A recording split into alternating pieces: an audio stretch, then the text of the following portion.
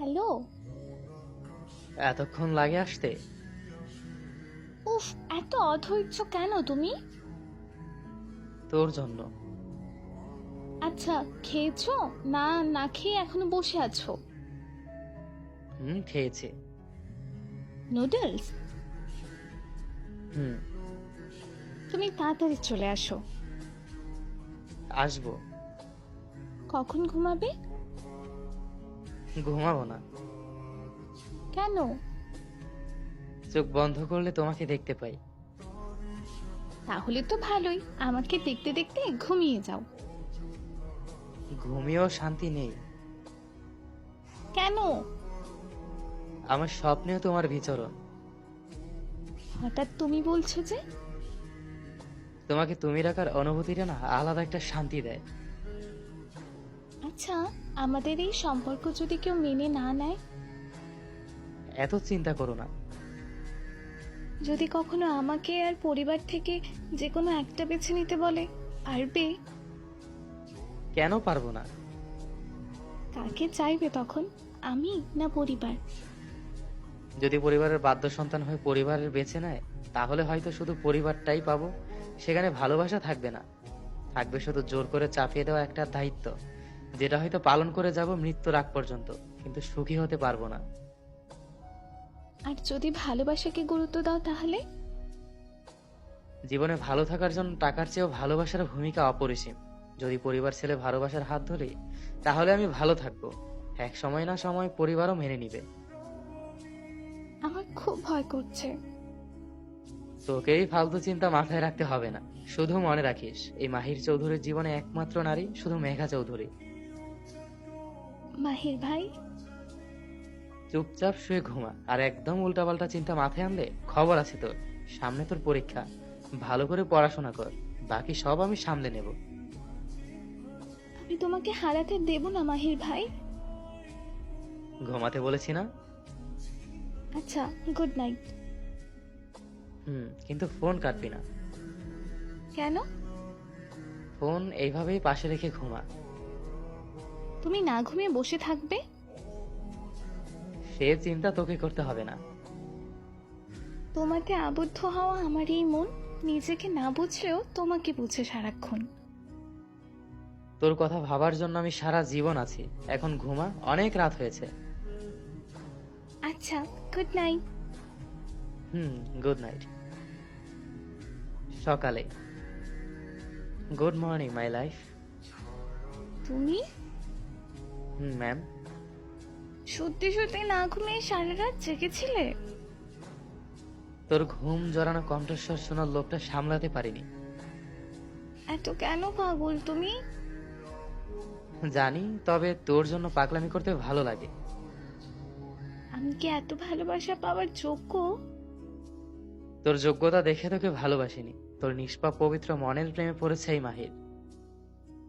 জানি না তোমাকে কতটা ভালোবাসতে পেরেছি, তবে এইটুকু জানি তোমার জন্য মরণ হলেও দুঃখ প্রকাশ করব না। মনের সুপ্ত অনুভূতি তোমাকে জমা দিয়ে পাড়ি দেব না ফেরার দেশে। আমি কখনো তোর মৃত্যুর কারণ হব না, তবে আমার সাথে তোকেও নিয়ে যাব। তখন না হয় বলিস, তোমার মায়া অন্ধ হয়ে মৃত্যুবরণ করতে দুবার ভাবিনি। ঘুমাবে না? না। কিছু খেয়েছো? না।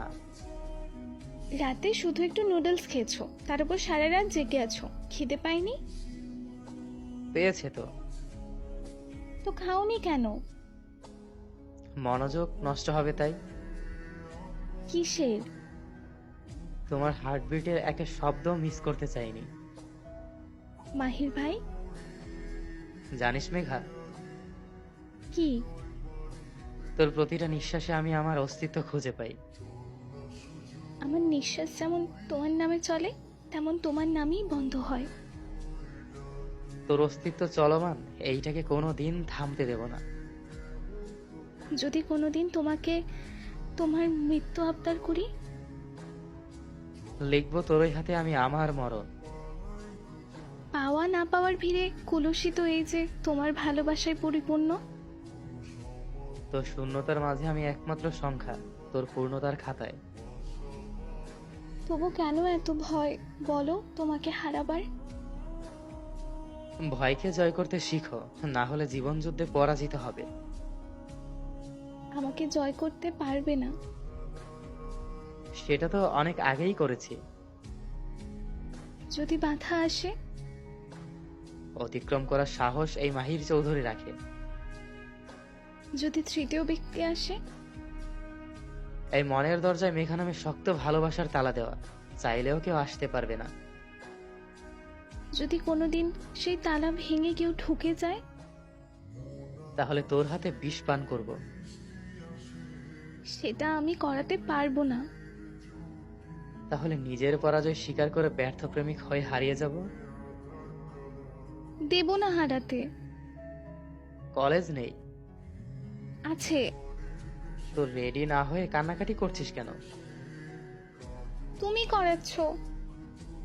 একটা কথা মনে রাখিস মেঘা, তোর জন্য আমি পৃথিবী ছাড়তে রাজি, কিন্তু তোকে ছাড়তে পারবো না। তাই তৃতীয় ব্যক্তি আসা তো দূর, কেউ জোর করেও এই মাহিরের জীবন থেকে তার মেঘাকে বের করতে পারবে না। রাখছি।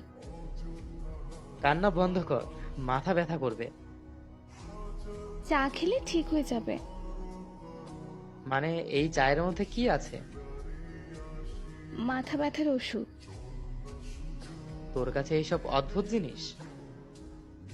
চা তো খাও না, তাই জানো না চায়ের কি মর্ম। আমার জানতে হবে না। আচ্ছা, রাতে কথা হবে। সাবধানে দেখে শুনে কলেজ যাবি, আর একদম না খেয়ে কোচিং এ যাবি না। আর কোনো ছেলের সাথে কথা বলবি না। উফ, এত এত সাবধান মানে? সুন্দর মতো খাওয়া দাওয়া করে বের হবি। তুমিও খেয়ে নাও। খাবো। আচ্ছা, বাই। মেঘা শোন, কি? ভালোবাসি। ভালোবাসি ভালোবাসি ভালোবাসি। পাগলি একটা। যা, এখন তো লেট হচ্ছে।